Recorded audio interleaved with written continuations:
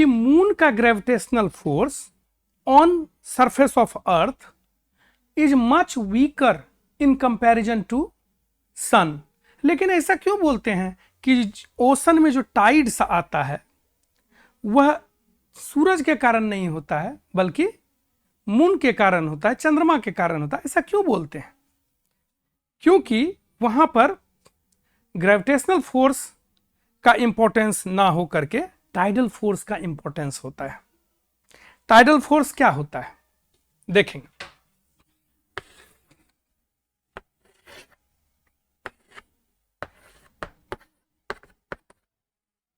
अगर ये ocean bed है और यह वाटर सरफेस है तो टाइडल फोर्स होता है difference between force at the surface and at the bottom. तो अगर यह डेफिनेशन आपको समझ में आ गया, मान लीजिए कि कोई सेलेस्टियल बॉडी है जिससे कि सरफेस का डिस्टेंस अगर x है तो बॉटम का distance x plus depth d होगा।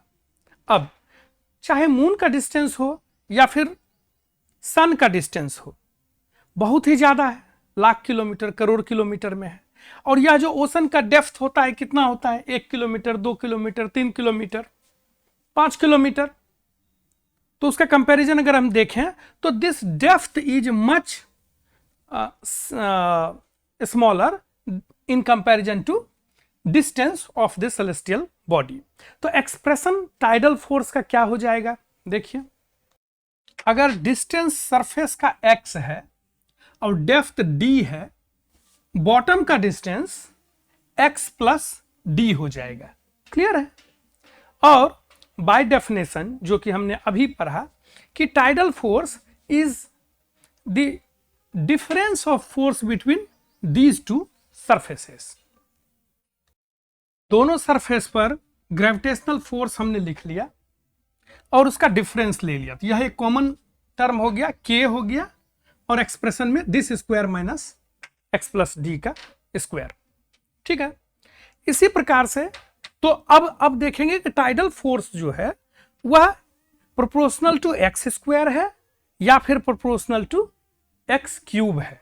इसको हम लोग चेक करेंगे। दूसरा, इसी तरह का सिमिलर इक्वेशन डायपोल मोमेंट का जो इलेक्ट्रिक फील्ड होता है, जनरली इलेक्ट्रिक फील्ड के बारे में क्या जानते हैं? It is inversely proportional to square of the distance. लेकिन डायपोल मोमेंट के लिए क्या होता है?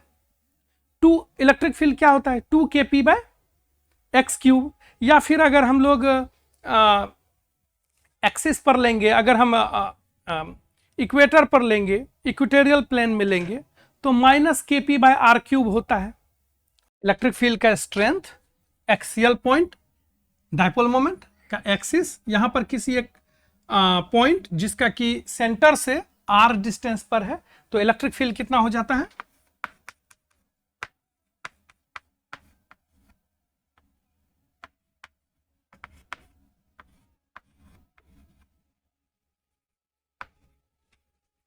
kp by R cube. Similarly equatorial plane में भी -kp बाय आर क्यूब हो जाता है। क्वेश्चन यह है कि जब कूलम्स लॉ में electric field is proportional to inverse of square of the distance, ये कूलम्स में होता है एज पर कूलम्स लॉ, तो यहां पर ये क्यूब में क्यों हो रहा है? Electric field E is equal to E due to plus Q plus E due to minus Q.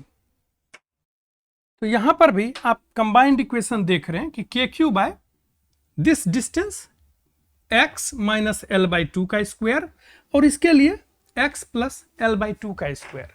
अगर आप इक्वेटोरियल प्लेन पर भी लीजिएगा तो सिमिलर इक्वेशन ही वहां पर भी आएगा। तो अगेन क्वेश्चन ये है कि जब electric field is proportional to individual जो कंपोनेंट है, it is proportional to square of the distance x, तो फिर फाइनल एक्सप्रेशन में ऐसा क्यों बोलते हैं कि it is proportional to cube of the distance? देखेंगे इसको भी। नेक्स्ट, एटम में, हाइड्रोजन लाइक एटम में इलेक्ट्रॉन जो ट्रांजिशन करता है, हायर ऑर्बिट में जब n बहुत ज़्यादा होता है तो वो बहुत पास पास में हो जाता है एंड एनर्जी डिफरेंस जो है या जो ट्रांजिशन जो मारता है और जो फोटोन बाहर निकलता है उसका energy it is proportional to inversely proportional to cube of the principal quantum number, cube of the orbit number. इस जबकि होना चाहिए स्क्वायर में। एक्सप्रेशन को देखेंगे पर भी एक्सप्रेशन में आप देख रहे हैं कि जैसा कि जानते हैं कि एनर्जी किसी एक लेवल पर एक constant -2.18 into 10⁻18 into Z square by n square होता है। तो अगर आप रीअरेंज करेंगे तो इस तरह के इक्वेशन पर आते हैं जो कि स्क्वायर का डिफरेंस है inversely proportional to square of the number of orbit और फिर उसका हम डिफरेंस ले रहे हैं एक्सप्रेशन का। अगेन यहां पर भी जो स्टैंडर्ड रिजल्ट अवेलेबल है वह है कि this energy is proportional to 1/n³। Exam में बहुत बार पूछा हुआ है, समटाइम्स पूछते हैं कि n से n-1 में जा रहे हैं लेकिन n-3 में भी जाएंगे तो क्या है, यहां पर n is much greater than a है। मतलब हम हायर नंबर ऑफ ऑर्बिट का बात कर रहे हैं। मान लीजिए कि हम लोग बात कर रहे हैं ऑर्बिट नंबर 24 और वहां से ऑर्बिट नंबर 20 में जा रहा है तो it is proportional to 24 cube ऐसा बोलते हैं, जबकि होना चाहिए energy should be proportional to 24 square. तो अब देखते हैं ऐसा क्यों होता है। उसके लिए सबसे पहले आपको वो जो मैथमेटिकल एक्सप्रेशन हाईलाइट करके दिया हुआ है इसको एक बार आप कन्विंस हो जाइए कि इट इज करेक्ट। एक बार इसको डिराइव कर लेंगे, एक लाइन का लेस देन 1 मिनट का। इस तीनों एक्सप्रेशन में टाइडल फोर्स, इलेक्ट्रिक फील्ड और इलेक्ट्रॉन ट्रांजिशन फोटोन एनर्जी, इस तीनों के एक्सप्रेशन को अभी हमने डिराइव किया है। तीनों में सिमिलर मैथमेटिकल एक्सप्रेशन आ रहा है। इससे भी ज्यादा जनरल मैथमेटिकल एक्सप्रेशन ऊपर लिखा हुआ है, अभी उसको हम लोग थोड़ा सा डिराइव करेंगे। इस एक्सप्रेशन में ऑलरेडी दिया हुआ है कि a and b are much smaller in comparison to x। तो यहां पर approximation a plus 1 plus X to the power n is equal to 1 plus nx लगा सकते हैं। तो यहां पर आप देख सकते हैं कि this expression despite that each individual term is proportional to the power n x to the power n, final expression में 1 कैंसिल हो गया, नीचे में एक x टर्म बचा और x to the power n into x is equal to x to the power n plus 1, n into a minus b, this is a constant. तो हम लोग बोल सकते हैं कि this expression if a and b is much smaller than x, then this expression becomes proportional to not x to the power n but x to the power n plus 1।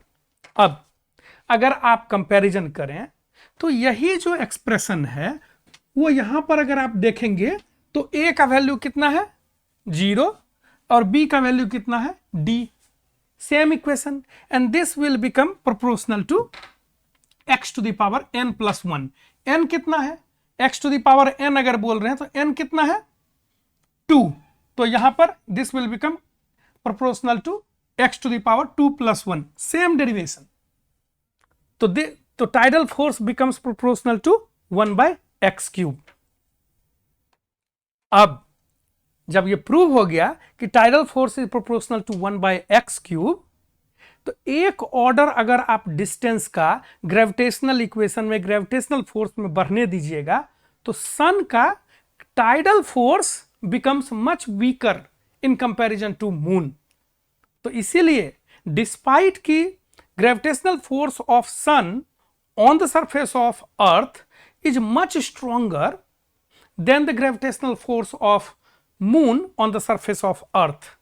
Despite this fact, we say that tides are due to moon, not due to sun, क्योंकि यहां पर proportional to x³। और अब अगर आप देखेंगे तो यह स्टेटमेंट आपको क्लियर नजर आएगा।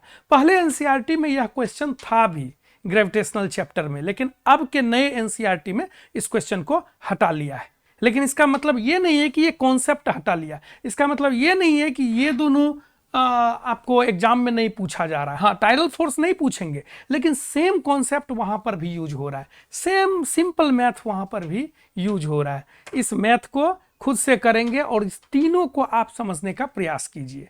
सेम यहां पर electric field due to dipole में हम लोग जानते हैं कि कूलम्स लॉ में ये it is inversely proportional to square of the distance. लेकिन अब अगर आप देखें, जो कि पहले एक्सप्रेशन हमने निकाला है, अगर आप देखें तो फिर यहां पर क्या है, ये इक्वेशन और ये इक्वेशन दोनों सेम ही है। यहां पर a का वैल्यू -l/2 है और b का वैल्यू +l/2 है। और हमें पता है कि डाइपोल मोमेंट में जो डिस्टेंस होता है l है, वह distance it is much smaller in comparison to the distance that we take for axial point और इक्वेटोरियल पॉइंट।